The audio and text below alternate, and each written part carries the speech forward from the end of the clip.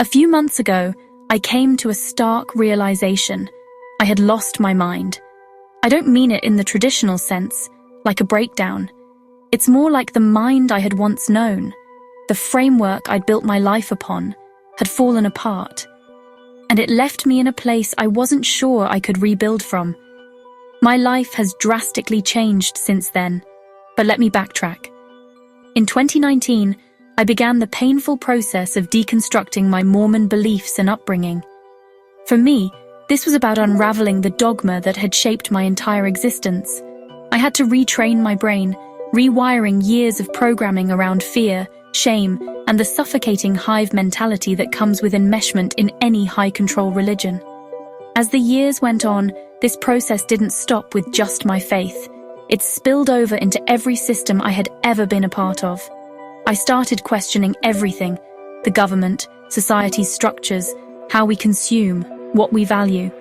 Once I pulled on that thread, it unraveled everything. What followed was a dark and isolating place: nihilism.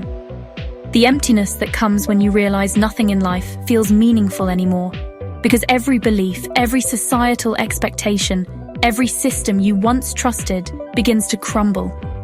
It's terrifying, depressing. But what happens when you hit that bottom? You have to rebuild. You start to reconstruct your own belief system, your own values, your own reasons to keep going. It's a vulnerable, raw place to be, but it's also where transformation begins. While in this fragile state, I found myself drawn to Utah's history. I buried myself in books, 35 a week from the library, sometimes more, drinking up knowledge that had long been forgotten, knowledge that didn't fit the sanitized narrative we've been told. I began to see things that weren't immediately obvious. The mountains in my own backyard, the land I had walked my whole life, were holding secrets. Secrets that most people, even those living here, didn't know existed. So I kept digging, both physically and mentally, going deeper into local history, ancient stories, oral traditions, books you can only read in the library. And then, something shifted.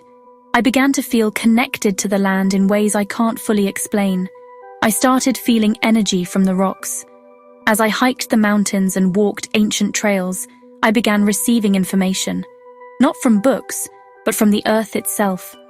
The land started to speak to me, whispering ancient stories in ways I didn't understand but were true. My connection grew deeper with each step I took, each trail I explored.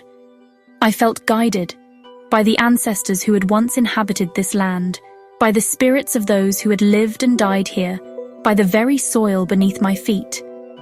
I began to hear their voices, telling me their truths, truths that have been buried, erased, and forgotten.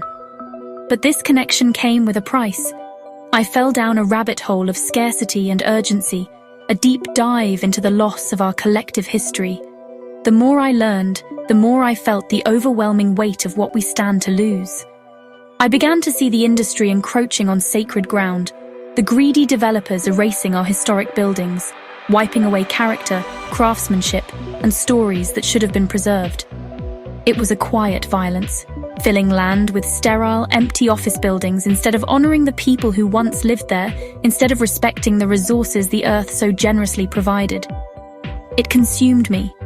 It was so heavy, so dark, that it clouded every part of my being.